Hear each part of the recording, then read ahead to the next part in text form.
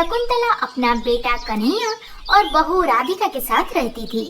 उसकी बेटी सरिता कुछ दिनों के लिए मायके घूमने आई हुई थी। सुबह के 9 बज गए हैं, पर अभी तक रात के गंदे बर्तन यूं ही पड़े हुए हैं। राधिका, राधिका, क्या हुआ माँ जी? इतने जोर जोर से क्यों बुला रहे हैं मुझे? बहू, तूने अभी तक बर्तन क्यों नहीं धोए और चाय नाश्ता भी नहीं बनाई? माँ जी, मैं क्या अकेले यहाँ पे सारा काम करने का ठेका ले रखी हूँ? और आपकी बेटी 1 महीना बोल के पिछले 6 महीनों से मायके में आराम कर रही है। ये सब काम करने उससे बोल दीजिए। अरे बहू, मैं क्या बोलूँ उसे? बेचारी ससुराल में काम कर कर के थक गई थी, इसीलिए यहाँ पे आराम करने आई है। अब तू ही बता। ओहो, वो यहाँ पे आराम करेगी और मैं ससुराल में काम करते करते तो कभी थकती ही नहीं है ना सासू माँ? सीधा जाकर अपनी लाडली बेटी से बोलिए बर्तन धो के चाय नाश्ता बना दे। क्या बोली, क्या बोली? तेरी इतनी हिम्मत? मैं करूँगी काम, और वो भी अपने ही मायके में। तो तुझे क्यों लाए हैं हम, हैं? खबरदार जो मुझे एक भी काम बोली तो। मेरे ससुराल में सास ननंद मेरे से कितना काम करवाते थे, इसीलिए मैं तो यहाँ पे आराम करने आई हूँ। एक भी काम ना करूँगी मैं। हाँ, ड्रामेबाज।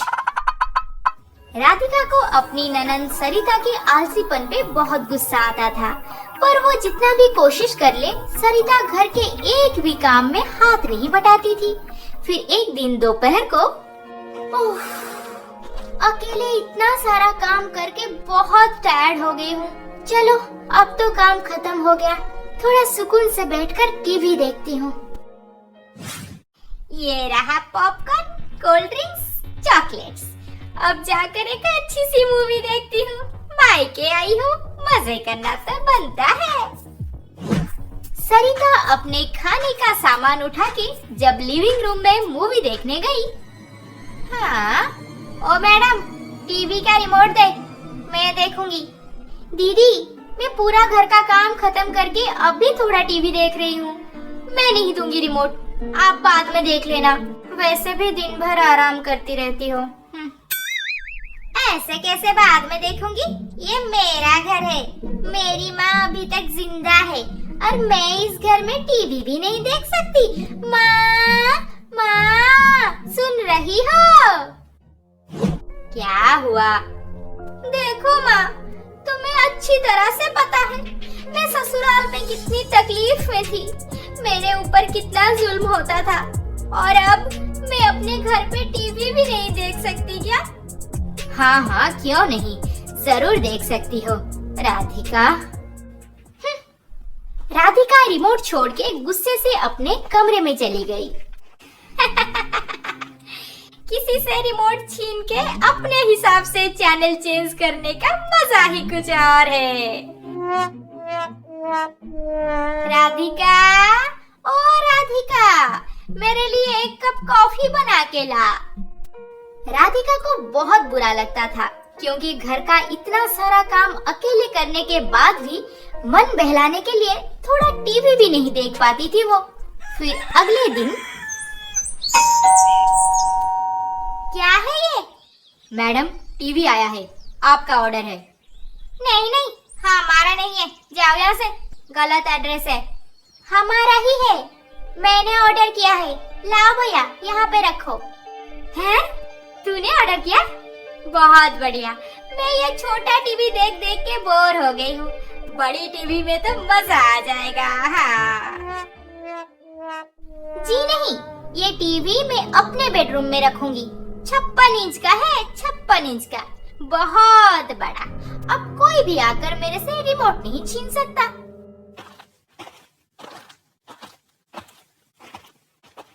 देखा माँ, मैंने थोड़ा टीवी क्या देख लिया, वो इतना बड़ा एक नया टीवी ले आई। हाँ, वैसे तू उससे टीवी देखने देती ही कहाँ थी, इसीलिए वो अपना ले आई। अब तुझे क्यों जलन हो रही है? हाँ? मैं ये छोटा टीवी देखूंगी और वो इतना बड़ा टीवी देखेगी। मैं तो ये सब बिल्कुल नहीं होने दूंगी। माँ, इतना बड़ा टीवी में कितना इलेक्ट्रिक बिल आता है, आपको कुछ आइडिया है? या ऐसे ही अपनी बहू की तरफदारी कर रही हो? हाँ, ज्यादा आएगा तो मैं टीवी वापस कर दूंगी। हमें नहीं चाहिए ऐसी टीवी। बिजली का बिल बिल्कुल ज्यादा नहीं होना चाहिए। अब इलेक्ट्रिक बिल बढ़ाने का इंतजाम करना पड़ेगा।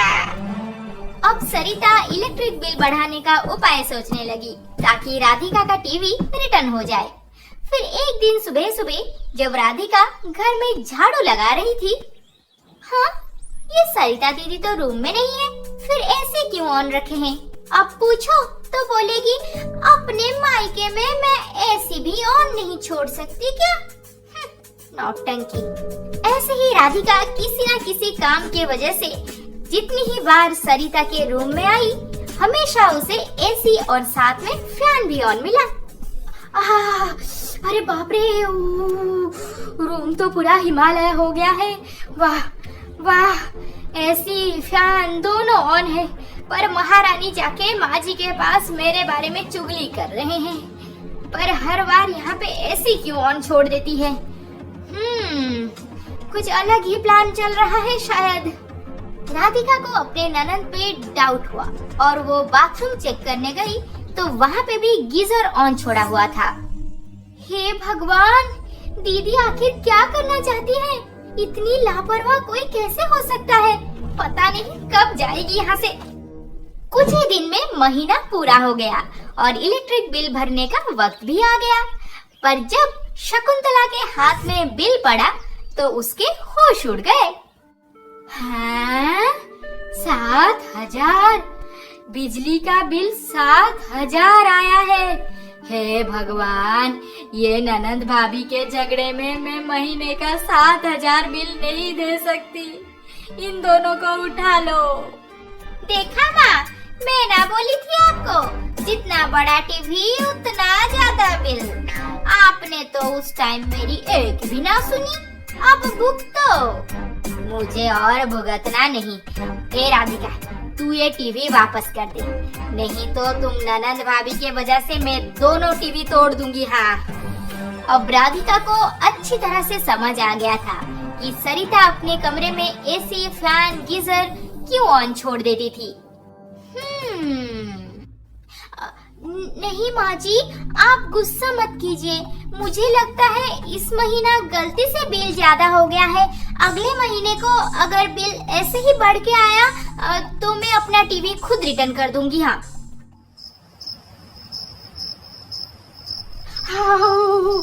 अरे बाप रे, कितनी ठंड लग रही है। पर नहीं, एसी फैन दोनों ऑन रहना चाहिए, तभी तो अगले महीने उसका 56 इंच का टीवी रिटर्न होगा। मैं ये रूम में 1 मिनट और रुकी तो बर्फ हो जाऊंगी। माँ के पास जाकर सो जाती हूँ। माँ, मैं आपके पास सो जाती हूँ। क्यों, तेरे कमरे में भूत देख ली क्या? अरे नहीं माँ, इलेक्ट्रिक बिल कितना ज्यादा आ रहा है, इसलिए मैं सोच रही थी आपके पास सोऊंगी तो थोड़ा कम बिल आएगा। हाँ हाँ, आजा मेरे पास। मेरी अच्छी बच्ची कितनी समझदार है। और वो राधिका एक दीवार साइज का टीवी लाकर हमें रोड पे लाने में तुली हुई है। हाँ माँ, बिल्कुल सच कहा आपने। अब सरिता हर रोज अपने कमरे में सारे इलेक्ट्रिक चीजें ऑन रख के अच्छी बनने के लिए अपने माँ के पास सोती थी और राधिका को ये सब नाटक पहले से ही समझ आ गया था। ऐसे ही और एक महीना बीत गया और इंतजार की घड़ी खत्म हुई। अरे वाह वाह, आज मैं मंदिर जाकर नारियल तोड़ूंगी। हमारा इस महीने का बिल 1,265 रुपए है बस। बहू, तुझे अब टीवी वापस करने की कोई जरूरत नहीं। पर माँ, ऐसे कैसे हो सकता है? अच्छे से देखो ना। जी माँ जी, दूसरा वाला बिल भी अच्छे से देख लीजिए। हाँ हाँ, देखती हूँ। हे भगवान, इसमें तो 9,551 लिखा है। पर ये दूसरा बिल किसका है? हमारे लिए ही है माँ जी, पर बस सरिता दीदी के रूम का। क्या? हाँ दीदी, बिल्कुल सही सुना आपने। रोज रोज 24 घंटे लाइट, एसी, फैन, गीजर सब अपने रूम में ऑन रखते थे आप, और अच्छी बनने का नाटक करके माँ जी के रूम में सो रहे थे। हाँ सरिता।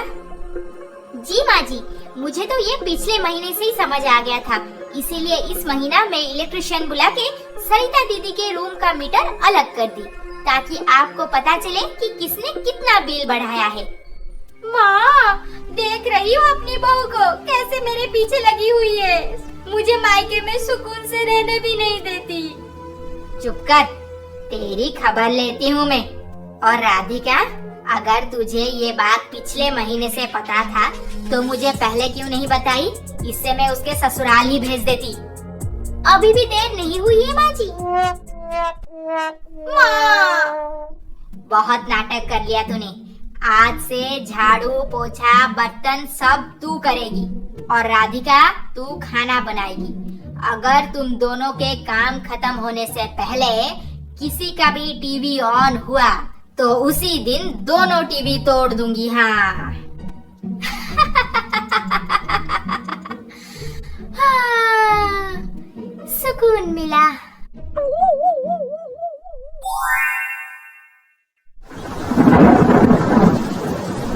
रोज की तरह उस दिन भी राधिका और उसकी ननंद सरिता डिनर खत्म करके टीवी देख रहे थे, और उसी समय अचानक से डोरबेल बजा। इतनी रात को कौन आया है? राधिका, तो दरवाजा मत खोलना, कोई चोर होगा तो। हाँ दीदी, ठीक है, नहीं खोलते, मुझे भी डर लग रहा है। अरे तुम दोनों यहीं पर बैठे हो, पर दरवाजा नहीं खोल सकते। माँ, मत खोलो, इतनी रात को चोर होगा तो। चुप कर, मुझे देखने दे। माँ जी, मुझे कुछ खाने को दे दीजिए, नहीं तो मैं मर जाऊंगी। कल से कुछ नहीं खाई, सब मुझे चोर समझ के भगा देते हैं। मेरे पेट में 4 महीने का बच्चा है, मेरे ऊपर दया कीजिए माँ जी। उस अनजान औरत की हालत देख के शकुंतला को दया आई, और वो अपनी बहू राधिका को खाना लाने बोली। राधिका, जा जल्दी से इसके लिए कुछ खाने को ले आ, बेचारी पेट से है और कुछ खाई भी नहीं है। हाँ माँ जी, अभी लाई। माँ, अगर ये सच में चोर निकली तो? सरिता अपनी माँ को बार बार मना करती रही कि अनजान लोगों को इतनी रात गए घर में घुसने नहीं देना चाहिए, पर दिमाग से पहले इंसान को दिल की सुननी चाहिए, और शकुंतला भी वही की जो उसके दिल ने कहा, और उस दुखियारी औरत को भरपेट खाना खिलाई। माँ जी, भगवान आपका भला करे, आपने आज मेरी और मेरे बच्चे की जान बचाई। हाँ हाँ, पर तू है कौन? ऐसे हाल में आधी रात को क्यों घूम रही है बावली की तरह? माँ जी, अब क्या बताऊं, मेरी किस्मत फूटी हुई है। मेरा नाम रमा है, मेरे पति ड्राइवर का काम करते हैं। एक दिन अचानक से और एक औरत को घर लाकर बोले, ये मेरी दूसरी पत्नी है, अब तू इस घर से निकल जा। मेरे लाख समझाने पर भी वो ना सुने, और दोनों मिलके मुझे मार मार के इस हाल में भी घर से निकाल दिए। आहा, कितना बुरा हुआ आपके साथ, पर आपका और कोई नहीं है मेरा इस दुनिया में। माँ जी, और एक कृपा करेंगे, मुझे काम पे रख लीजिए। मैं झाड़ू, पोछा, बर्तन, बाजार से सब्जी, राशन लाना, ये सब काम करूंगी। आपको शिकायत का मौका कभी नहीं दूंगी। शकुंतला रमा पे तरस खाकर अपने घर पे रख ली, पर उसके बहू और बेटी को ये कुछ सही नहीं लगा। माँ जी, मुझे तो डाउट हो रहा है, आज से थोड़ा संभल के रहना होगा हमें। हाँ माँ, मैं तो शुरू से बोल रही हूँ, ये चोरनी है, चोरनी। ऐसे कितने किस्से सुना है मैंने, एक दिन आप भी देख लेना। अब चुप कर, एक नंबर के काम चोर हो तुम दोनों, आए दिन झगड़ा करते रहते हो। घर पे रख ली, पर उसके बहू और बेटी को ये कुछ सही नहीं लगा। माँ जी, मुझे तो डाउट हो रहा है, आज से थोड़ा संभल के रहना होगा हमें। हाँ माँ, मैं तो शुरू से बोल रही हूँ, ये चोरनी है चोरनी। ऐसे कितने किस्से सुना है मैंने, एक दिन आप भी देख लेना। अब चुप कर, एक नंबर के काम चोर हो तुम दोनों, आए दिन झगड़ा करते रहते हो। इसीलिए तो मैं रमा को काम पे रख ली, आगे जो होगा देखा जाएगा। वैसे भी बेचारी इस हाल में कहाँ जाती। और अब रमा धीरे धीरे पूरा घर का काम समझ गई। उससे कोई कुछ बोलने से पहले ही वो घर का सारा काम खत्म कर देती थी। रमा, रमा, क्या कर रही है? हाँ दीदी, मैंने आपका पॉपकॉर्न और मसाला कोल्ड ड्रिंक्स बना दिया है। रमा, मेरी पूजा की थाली कहाँ है? जी माँ जी, पूजा का सामान तैयार है, अभी आई। रमा शकुंतला के घर को अपने घर की तरह संभाल रही थी और राधिका को भी अकेले खाना बनाने की तकलीफ नहीं उठानी पड़ती थी। फिर एक दिन शकुंतला का बेटा कन्हैया, जो दिल्ली में नौकरी करता था, छुट्टी लेकर एक हफ्ते के लिए घर आने वाला था। बहू, आज मेरा बेटा आने वाला है, उसके मनपसंद का सारा पकवान बना देना और आलू पराठा बनाने बिल्कुल मत भूलना। जी माँ जी, मुझे अभी थोड़ी देर पहले ही कॉल किए थे, वो फ्लाइट में बोर्ड हो चुके हैं, 3 घंटे में पहुँच जाएंगे घर। राधिका और रमा मिलके कन्हैया के लिए ढेर सारे स्वादिष्ट भोजन बना दिए। फिर कन्हैया भी घर पहुँच गया। माँ, ये लीजिए, ये कश्मीरी शॉल मैं आपके लिए लाया हूँ। बेटा, ये तो बहुत सुंदर है, अब तू जा, जल्दी से हाथ मुंह धो के कुछ खा ले। फिर कन्हैया भरपेट खाना खा के अपने कमरे में आराम करने चला गया। राधिका, ये लो 1 लाख रुपए, संभाल के रखना। आप तो ऐसे बोल रहे हैं जैसे मैं पहली बार पैसे रख रही हूँ। मैं संभाल के रखूंगी, डोंट वरी। रमा, तुम यहाँ पे क्या कर रही हो? भाभी, मुझे माँ जी ने बोला भैया के लिए ग्रीन टी बना के देने को, इसीलिए मैं यहाँ आ गई। अच्छा ठीक है, यहाँ पे रख दो। कन्हैया का दिया हुआ 1 लाख रुपए पे रमा की नजर पड़ी, पर वो वहाँ पे ग्रीन टी का कप रखने के बाद चुपचाप चली गई। अगले दिन सुबह कन्हैया हर बार की तरह इस बार भी अपनी बहन, बीवी और माँ को लेकर बाहर घूमने जाने वाला था और सब सही टाइम पे तैयार भी हो गए। रमा, बिटिया, हम शाम तक वापस आ जाएंगे, तेरे लिए भी मैं खाना लेके आऊंगी, तू आज आराम कर, इतना काम करती है। ठीक है माँ जी, आप मेरी चिंता बिल्कुल मत कीजिए, अपना ध्यान रखना। सब निकल गए फैमिली ट्रिप पे और रमा रह गई घर पे अकेली। दिन भर घूम फिर के सब काफी सारी शॉपिंग किए और डिनर खत्म करके जब घर पहुँचे, ये रमा कहाँ गई? डोर क्यों नहीं खोल रही? पता नहीं कहाँ मर गई। अरे, दरवाजा तो खुला है। अब बेचारी भूल गई होगी बंद करने को। चलो अंदर चलो। रमा, रमा, 1 गिलास पानी लेके आ। रमा, शाम को गार्डन में पानी दिए हो ना? सब रमा को ढूंढ लिए, पर रमा पूरे घर में कहीं नहीं दिखी। अरे, तुम लोग इतना परेशान क्यों हो रहे हो? गई होगी यहीं कहीं पे, आ जाएगी। अब जाओ, सब आराम करो। दिन भर घूम फिर के सब थके हुए थे। बिस्तर पकड़ते ही नींद आ गई, पर रमा रात को घर वापस नहीं आई। फिर अगले दिन सुबह पता नहीं ये रमा कहाँ चली गई। आज सारा काम मुझे अकेले करना पड़ेगा। आपकी कामचोर बहन दिन भर बस खाना खाती रहेगी और टीवी देखेगी। अरे, सुबह सुबह गुस्सा क्यों कर रही हो मेरी जान? अच्छा सुनो, दिल्ली से तुम्हारे लिए जो नया ड्रेस लाया हूँ उससे आज पहन लो। ठीक है। जब राधिका अपना अलमीरा खोल के ड्रेस निकालने गई, अरे पैसे कहाँ गए? आपके दिए हुए 1 लाख रुपए मैं तो यहीं पर रखी थी, पता नहीं कौन ले गया। राधिका पूरा अलमीरा अच्छे से देखी, पर पैसे नहीं थे। फिर सबका डाउट रमा पे गया, क्योंकि वो पैसे रमा की नजर में पड़ी थी और वो कल से गायब भी है। फिर बिना देर किए सब पहुंच गए पुलिस स्टेशन। उसका कोई अता पता जानते हो या ऐसे ही काम पे रख लिए थे? नहीं सर, हमें उसका पता तो नहीं मालूम। देखिए, पैसे मिलने का कोई चांस नहीं है, अब भूल जाओ वो पैसे। ऐसे 100 केस रोज आते हैं, फिर भी उसके बारे में जो भी पता है आपको लिखवा के जाना, हम कोशिश करेंगे। अब पुलिस की बात सुनने के बाद कोई खास उम्मीद नहीं रही और सब दुखी होकर घर वापस आ गए। देखा माँ, आपको तो अकल ही नहीं है और बहू के साथ मिलके अनजान लोगों को घर पे खाना खिलाओ। हाँ माँ, आज से ये गलती फिर कभी मत दोहराना। पर रमा ऐसी नहीं है। माँ जी, कन्हैया अपने परिवार के साथ घर पहुँचा तो घर के सामने 3 लोग खड़े थे और साथ में रमा भी थी। रमा, आप सब, हम आपका शुक्रिया अदा करने आए हैं और ये लीजिए आपके 1 लाख रुपए। हम कुछ समझे नहीं। हमारे पापा कल अपने काम से बाहर गए थे और उनके गाड़ी का एक्सीडेंट हो गया। ड्राइवर उन्हें यूं ही छोड़ के भाग गया, पर रमा अपनी इस हालत में भी उन्हें हॉस्पिटल लेके गई और सही वक्त पे पहुंचाने से उनकी जान बच गई। भाभी, मुझे माफ कर दीजिए। डॉक्टर बोले जल्द से जल्द 1 लाख रुपए डिपॉजिट करने। मैं 1 लाख रुपए कहाँ से लाती भला? और मैं घर आई थी, आप लोग वापस नहीं आए थे। फिर मैं भैया के दिए हुए पैसे लेके चली गई ताकि उनकी जान बच जाए। माँ जी मुझे माफ कर दीजिए, मुझे और कुछ भी नहीं सूझा। और शकुंतला मौसी, ये आपके लिए हम कुछ गिफ्ट लेके आए हैं, प्लीज इसे एक्सेप्ट कीजिए। और एक बात, आपकी परमिशन हो तो हम रमा और उसके बच्चे का पूरा रिस्पॉन्सिबिलिटी लेना चाहते हैं। वो आज से हमारे साथ हमारे घर पे रहेगी।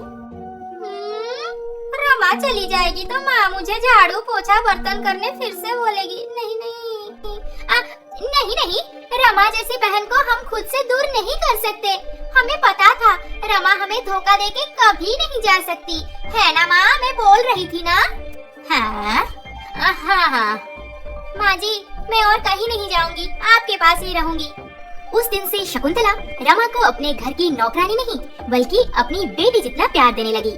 कभी कभी लोग मजबूरी में कुछ ऐसा काम करके दुनिया के सामने बुरे तो बन जाते हैं, पर अगर उनकी नीयत अच्छी और सच्ची हो तो लोगों की नजर में उनकी इज्जत और बढ़ जाती है।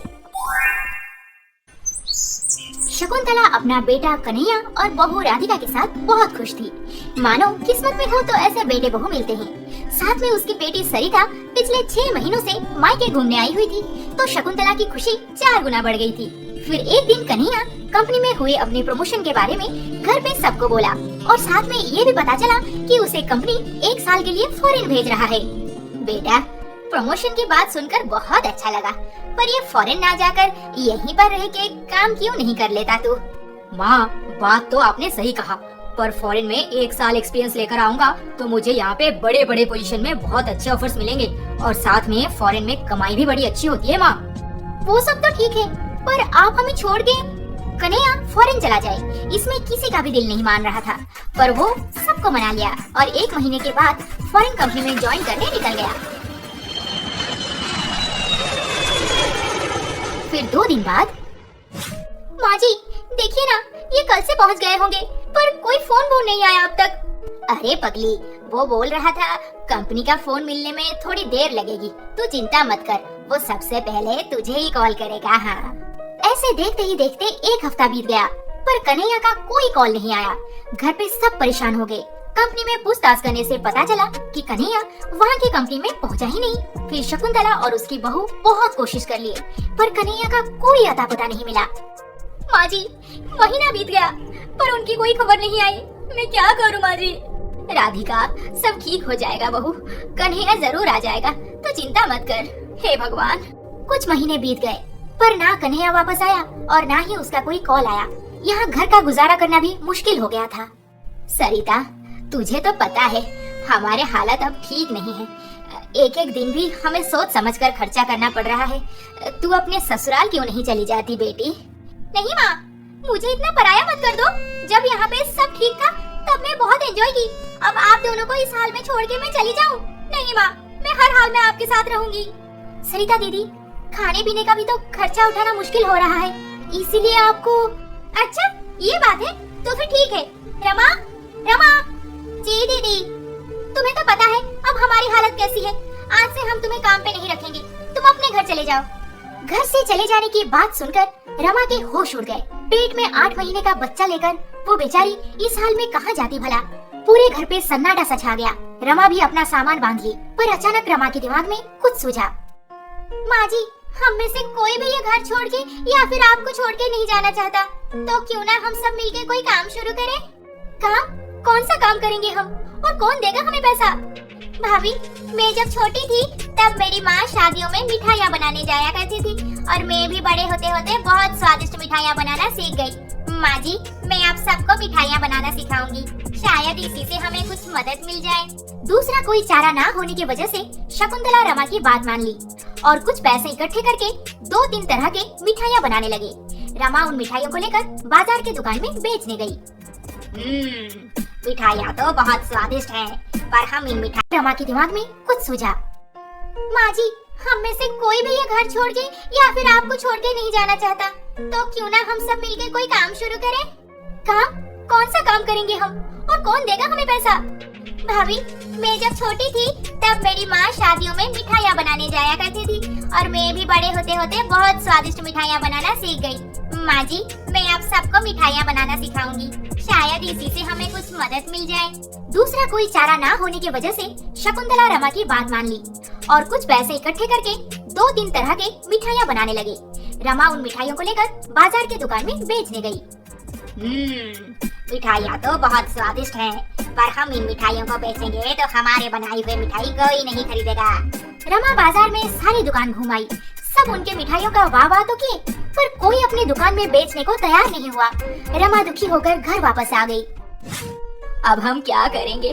बचे कुचे पैसे तो इन मिठाइयाँ बनाने में लगा दिए, अब राशन लाने को भी पैसे नहीं रहे। अरे मनोहर भैया, आइए अंदर आइए। शकुंतला, कन्हैया के बारे में सुनकर बहुत अजीब लगा, पर अब हम क्या कर सकते हैं, सब भगवान के हाथ में है। मेरा दिल कहता है सब ठीक हो जाएगा। वैसे कल मेरे बेटे की सगाई है, आप सब जरूर आना। अगले दिन शकुंतला मनोहर के बेटे की सगाई में निकली। पास में कुछ भी नहीं था ले जाने को, तो वो उन मिठाइयों को साथ में ले गई।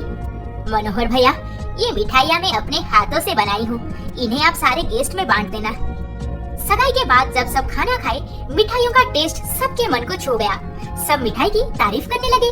मनोहर भैया, मिठाइयाँ तो बहुत ही स्वादिष्ट हैं, कहाँ से लाए हैं? अरे ये तो हमारी शकुंतला लाई है, कह रही थी अपने घर पे ही बनाई है। अच्छा, तब तो मैं शकुंतला को बोलूंगी मेरे पोते के जन्मदिन में भी वही मिठाइयाँ बनाए। ऐसे ही देखते देखते कुछ ही दिनों में शकुंतला के मिठाई की खबर पूरे इलाके में फैल गई। माँ जी, मैं क्या सोच रही थी, क्यों ना हम एक छोटा सा दुकान खोल दे, ताकि हमें किसी और के घर पे जाकर मिठाइयाँ ना बनाना पड़े और दुकान से हमें हर रोज फायदा भी होगा। बात तो तूने सही कहा रमा। फिर क्या था, शकुंतला बिना देर किए बाजार में एक मिठाई का दुकान लगाई। मुनाफा भी बहुत अच्छा मिलने लगा, घर की हालत भी सुधर गई थी। पर सब होने के बावजूद भी कन्हैया का ना होने का दुख सबके मन में था। आज मेरा बेटा हमारे पास होता तो ये सब देख के कितना खुश होता। सब ठीक हो जाएगा माँ, देखना कन्हैया जरूर वापस आ जाएगा। फिर एक दिन सुबह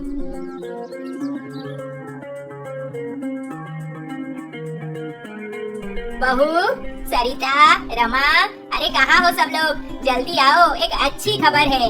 माँ जी, मेरे पास भी एक गुड न्यूज है। अच्छा, पर पहले मैं बोलूंगी। नहीं माँ जी, पहले मैं बोलूंगी। अच्छा ठीक है, आप ही पहले बोल दीजिए। हमें नए एमएलए के यहाँ से कॉल आया था, 1 लाख रुपए की मिठाई बनाने का ऑर्डर है ना गुड न्यूज? अब तू बता। माँ जी, इनका कॉल आया था। क्या? मेरे कन्हैया का कॉल आया था? हाँ माँ जी, वो इंडिया में पहुँच चुके हैं, कुछ ही घंटों में घर पे पहुँच जाएंगे। माँ क्या बताऊँ, एक गलत केस में मुझे एयरपोर्ट से ही पुलिस पकड़ के ले गई। मेरे ऊपर कार्रवाई चली, पर भगवान की कृपा से केस गलत साबित हुआ और मुझे छोड़ दिए। फिर शकुंतला एक एक करके सारी बातें अपने बेटे को बताई। अरे वाह, आप लोगों ने तो इतना बड़ा बिजनेस खड़ा कर दिया। शायद जो होता है अच्छे के लिए ही होता है। बिल्कुल सही कहा, ना कन्हैया लापता होता, ना इतना बड़ा बिजनेस खड़ा हो पाता। हुनर तो हम सब के पास होता है, पर सही समय पे सही इस्तेमाल से ही हमें सफलता मिलती है। शकुंतला की बेटी सरिता को मायके आए हुए 1 साल से भी ज्यादा हो गया था, पर वो अपनी माँ, भैया, भाभी सबके साथ इतना खुश थी कि ससुराल वापस जाने को कभी सोच ही नहीं रही थी। सरिता, मैं क्या कह रही थी कि तुझे तेरे ससुराल चले जाना चाहिए बेटी। यहाँ पे आए हुए 1.5 साल हो गए हैं। माँ, क्या मेरा इस घर में अब कोई अधिकार नहीं रहा? मैं इस घर में अपने हिसाब से रुक भी नहीं सकती? बेटी, बात वो नहीं है। माँ बेटी में ससुराल जाने की बात से बहस हो गया। इस वजह से सरिता का मन भी कुछ ठीक नहीं था। रात काफी हो गई थी और सरिता कॉरिडोर में घूम रही थी। अचानक से हाँ, कौन है? कोई चोर तो नहीं है? माँ को बोलती हूँ। माँ! सरिता तुरंत ही अपने माँ को बताई। फिर सब मिलकर घर के अंदर और चारों तरफ अच्छे से देख लिए, पर वहाँ पे कोई नहीं था। दीदी, आप शायद ज्यादा स्ट्रेस में हैं। जाइए, सो जाइए, सब ठीक हो जाएगा। हाँ सरिता, तू अपने पति के घर ना जाकर बहुत गलत कर रही है बेटी, तुझे बाद में पछतावा होगा। कोई कितना भी समझा ले, पर सरिता मायके छोड़ के जाने का नाम ही नहीं ले रही थी और वहाँ पे उसके ससुराल वाले भी इस बात पे नाराज थे। सास ससुर कोई भी उसकी शक्ल देखना नहीं चाहता था। आखिर क्या वजह थी जो सरिता और सरोज के शादी को 6 साल होने के बाद भी सरिता ससुराल जाना ही नहीं चाहती थी। देख बेटा सरोज, उस कलमुही को बोल दे उससे यहाँ पे रहना है तो कल ही सामान बांध के आ जाए, नहीं तो उसका बचा कुचा जो भी सामान हमारे घर पे है उसमें मैं आग लगा दूंगी। मायके में कौन सी शादीशुदा लड़की इतने दिनों तक रहती है? हाँ, जैसा परिवार वैसी बेटी, बेशरम। क्या कमी रखी थी हमने उसकी? हाँ बेटा, कभी उससे कोई काम करने बोली हूँ मैं आज तक? हमेशा उसे एक बेटी की तरह रखा था इस घर पे, अब और नहीं, बस बहुत हो गया। सरिता के सास ससुर तो बहुत अच्छे थे।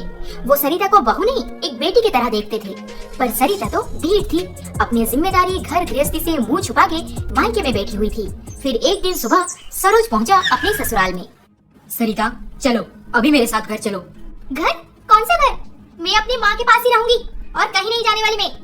सरोज जितनी भी बार समझाने की कोशिश की, सरिता एक भी ना सुनी। वो तो थी ही मुंहफट, बिना हिचकिचाए सीधा मना कर दी। वो ससुराल कभी नहीं जाएगी। निकल जाओ यहाँ से, मुझसे ये फालतू का रिश्ता निभाना नहीं होगा। सरिता से ऐसे सख्त जवाब सुन के सरोज बहुत दुखी हो गया और वो फिर कभी सरिता को लेने नहीं आएगा ये भी बोल दिया।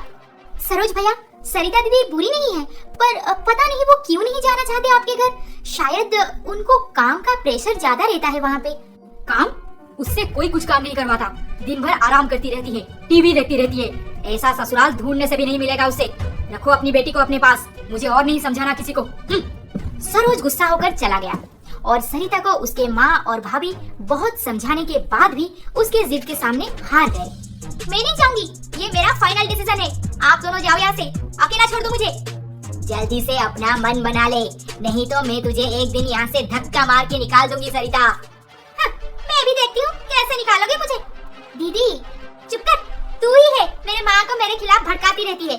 मैं अपने घर पे हूँ, तुझे कोई हक नहीं बनता मुझे यहाँ से निकालने का, समझी? सरिता ऐसे ही हर बार कड़वी बातें करके सबको चुप कर देती थी।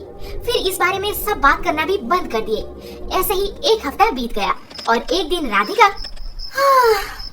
पता नहीं नींद क्यों नहीं आ रही है आज, छत पे घूम आती हूँ थोड़ा। कितनी अच्छी हवा चल रही है, मजा आ गया। हाँ, तभी अचानक से राधिका को कुछ दिखा, जैसे लगा कि कोई उससे देख के भाग गया वहाँ से। राधिका डर के मारे तुरंत नीचे चली गई और अपनी सास को बताई। हाँ, कुछ दिन पहले सरिता को कोई दिख गया और आज तुझे, पर घर के अंदर तो कोई नहीं आया। चलो रमा को पूछते हैं एक बार, अगर उसने कुछ देखा होगा तो। शकुंतला और राधिका उनके नौकरानी रमा के कमरे में गए। तब रमा का 2 महीने का बेटा नींद से उठ के रो रहा था। अरे रमा, तूने तो बेटे को दूध पिला के सुला दिया था, फिर ये जग कैसे गया? पता नहीं माँ जी, मैंने तो बिल्कुल शोर शराबा नहीं किया, पर ये उठ गया। अच्छा, तूने किसी को हमारे घर के आसपास या अंदर आते हुए देखा? 2 महीने का बेटा नींद से उठ के रो रहा था। अरे रमा, तूने तो बेटे को दूध पिला के सुला दिया था, फिर ये जग कैसे गया? पता नहीं माँ जी, मैंने तो बिल्कुल शोर शराबा नहीं किया, पर ये उठ गया। अच्छा, तुमने किसी को हमारे घर के आसपास या अंदर आते हुए देखा? नहीं तो माँ जी, मैं तो बबुआ को सुला रही थी। उस रात सब सो गए और अगले दिन सुबह। नमस्ते। नमस्ते, आप?